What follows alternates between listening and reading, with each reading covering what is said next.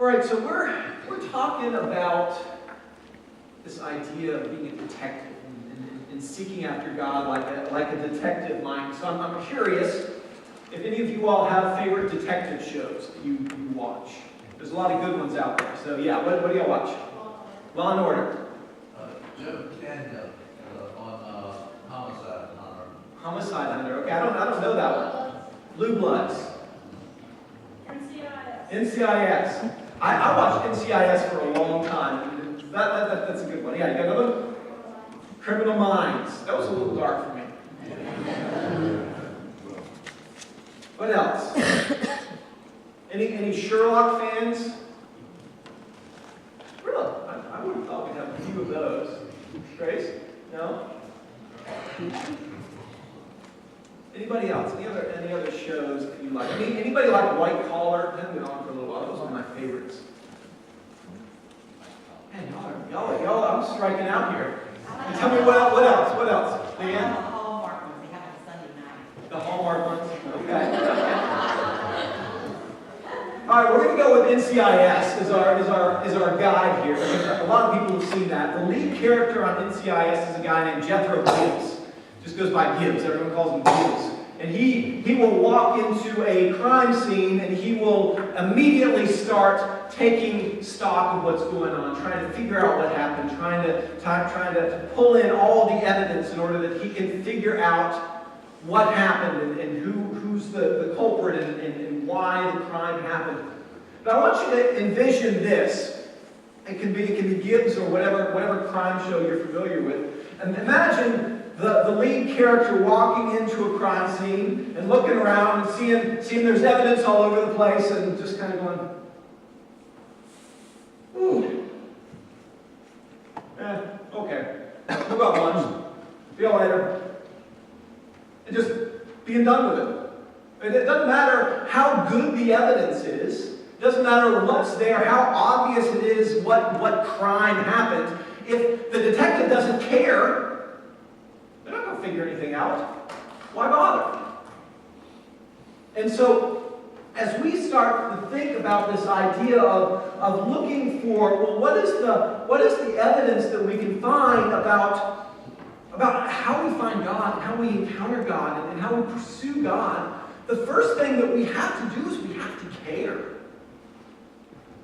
That there can be an incredible amount of evidence, and I can give you all the tools that there are to be in the world, but if you don't care to find God, then none of it makes any difference. And so, this is your first sermon notes. You've got these sermon notes in your bulletin if you want to follow along and fill in the blanks. The first step to finding God is to commit to pursuing God. If the detective isn't on the case, and you can think about that, are they going to take the case or not? That's kind of where a lot of especially the private eye shows start. Anybody ever watch Psych? Man, either I watch too much TV and Amanda watches Psych. We used to watch it until they took it off Netflix. The whole story starts, are you going to take the case? And so that's the question for us. Are we going to take the case? Are we going to pursue God? That's a question that each one of us has to answer, and I can't answer that for you. I certainly hope the answer is yes, and I certainly think that the fact you're here says something about your answer to that question, but not necessarily. There are a lot of reasons people show up in church on a Sunday morning, and they aren't all about pursuing God. And so, you've got to make this decision for yourself. Now, second sermon note ties in with this. The first step to pursuing God is desiring to be with God. If you don't want to be with God, then why pursue God? If God's presence isn't something that you desire in your life, then there's no reason to pursue God. And so the question is that something that you want? Now, if I were really confident, I'd say, you can get up and leave if you don't, but I'm not quite that confident, so don't get up and leave. I hope that's what you want. Because that's where we're going to be going over the next couple of weeks as we talk about what it means to pursue God. All right. So this is the question we're looking to answer. Honestly, what do you want out of life? We talked about this a few months back when we talked about our large rocks and those things that matter most to us. But this is a question that we have to continually come back to, because these are the big choices that we make. What do we want out of life? And then what are we doing to make that happen? Because if you're not working towards something, then I'm not real sure you can say that that's something you really want. If you really want to encounter God, and you really want God's presence in your life, then you're going to do something about it. And we're going to be talking over the next couple of weeks about some of the things that we can do about it if we're going to make that commitment to pursuing God. So you can have every tool in the world, but they're only going to help you if you're committed to finding the one you seek. So the evidence, all the tools of a detective, I can actually see what y'all are doing out there now. Those don't help unless you're on the case, unless you have made the leap, taken that step in order to really, really pursue God and find what God has to say. This is what Scripture says in Jeremiah. Now, Jeremiah 29, I always hesitate to quote from Jeremiah 29 because it's one of those chapters that people love to just, oh, well, this verse in Jeremiah says, and then we forget about what was going on. So let me tell you the story of Jeremiah 29 before we read the verse. Jeremiah was a prophet sent to a people in exile. What had happened was the people of God had kind of forgot about this whole pursuing God thing.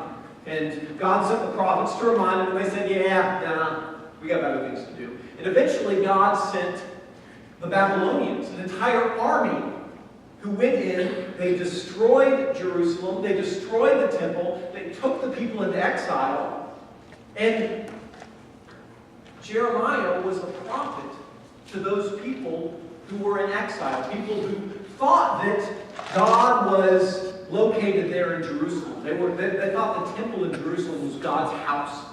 And so when the temple's destroyed, they thought, well, this is it. God has lost. Our God is not really there, and we're just orphans, basically, in a foreign land with no God. And so to those people, Jeremiah came, and Jeremiah spoke and said, if you look for me wholeheartedly, you will find me. Even in Babylon. Even in that far-off land, that place you never thought you would be, that place you never wanted to be. You will find me when you look for me with your whole heart.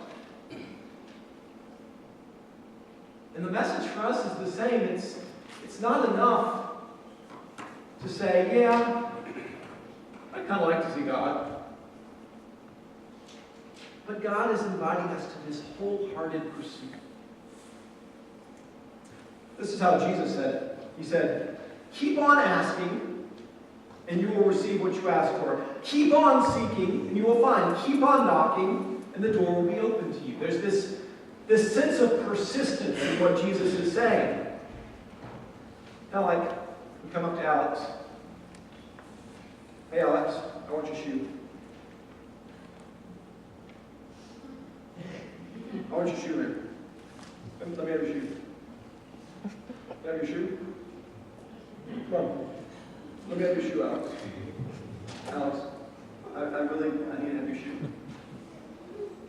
I need your shoe. Yeah, take that. I kept on asking, right?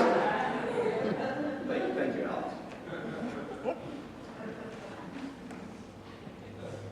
This is the pursuit of God. It's not saying one time, sometimes we get this idea, we give our hearts to God, maybe it's at an altar like this, or some sort of revival, and we pray a prayer, and we think, oh, okay, that's it. No, it's about pursuing. One of my favorite movies is a movie called Catch Me If You Can. It's about a kind of white-collar criminal, plays Leonardo DiCaprio's character, and he starts by forging checks. and he gets really fancy in how he's forging checks. And there's this FBI, Tom Hanks' character, FBI officer who's pursuing him. And they're talking on the phone at one point, and Tom Hanks says, you know, I'm going to catch you. It may not be right now, but I will eventually catch you. Because he was committed to the pursuit. And this is actually based on a true life story. And that's exactly what happened.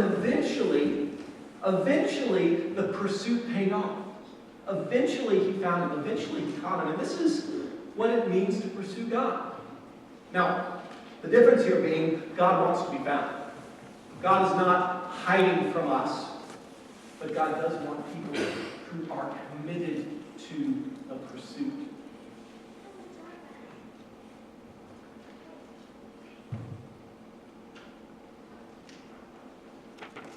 Here's a story from Mark. We don't like this one. Be ready. As Jesus was starting out on his way to Jerusalem, a man came running up to him, and he knelt down and he asked, "Good teacher, what must I do to inherit eternal life?"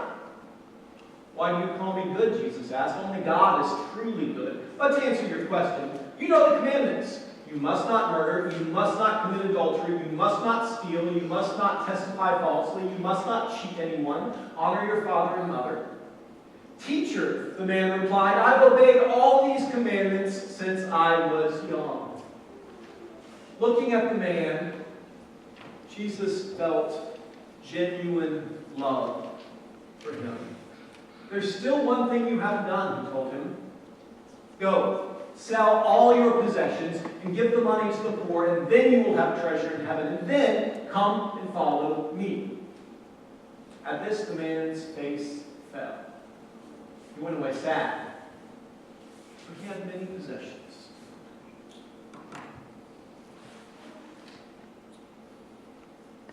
Jesus looked at him and he loved him deeply. The reason he loved him deeply is because he wanted him to be part of that pursuit. He didn't just want him to check the box, yeah, I'm not stealing or killing or any of those bad things. He wanted him to be part of the pursuit. But he also knew that this guy wasn't ready to give up those things that were most dear to him.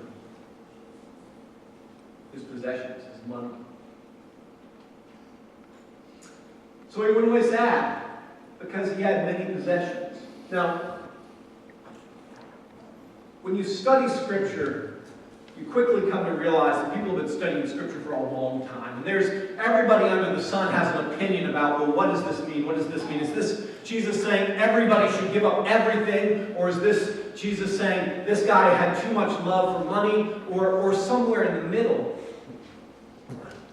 I think the point that I want us to recognize out of this is that there is a cost. If we really want to follow Jesus, there is a cost. You all are here. What could you be doing right now? You know, what are folks doing Sunday morning? I don't know, I'm always in church. What do you do on Sunday mornings if you're not in church? Sleep in. Brunches. Sunday brunch, I know, is a big deal in some places. So you have given up something this morning to be here. It's cost you something. And the same is true of every other step that we have to take in order to pursue Jesus. There is a cost involved. It means not doing something else. It means saying, you know what? Yeah, there's that thing I could spend my time and energy and effort on, but instead I'm going to pursue Jesus. This is the sermon note that I want you to think about.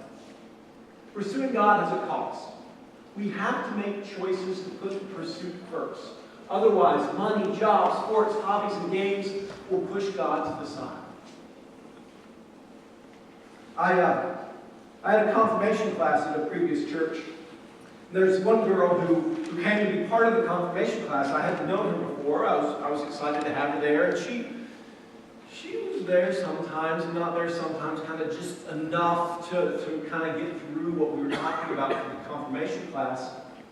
And then Confirmation Sunday, we had all of the youth come forward who were going to be confirmed, and they made a commitment to following God, to pursuing Jesus Christ. And then, as that part of the service ended, she walked right out the door. She had a basketball game, you see. Couldn't be bothered to stay for the rest of the worship service because she had somewhere to be. I never saw her again.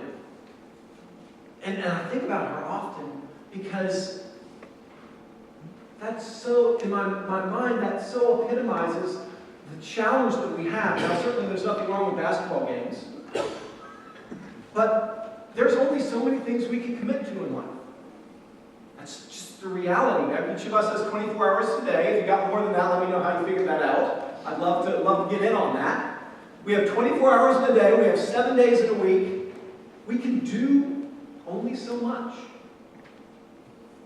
And the question is, how much of that time are we going to set aside and say, hey, you know what? This is my time for pursuing God. That's a choice that you've got to make. I'll give you some tools. We'll talk about some evidence. Figure out how it is that we pursue God. But at the end of the day, you got to get the time to it. There's a great story about one of the actors in a new movie that's come out who's playing the part of a Jesuit priest. And to get into the role, he actually started doing the patterns and rhythms of life that the Jesuits do. And he became a Christian through this. He said, oh my gosh, this is amazing. But there was a huge commitment of time. The Jesuit practices they're really all-consuming, for lack of a better word. In that pursuit, he kind of accidentally encountered Jesus. You think, wow. And then you look at the time you put into it, and you realize, oh, well, maybe there's something to this. We're going to share communion together this morning. And communion is one of those ways that we pursue God.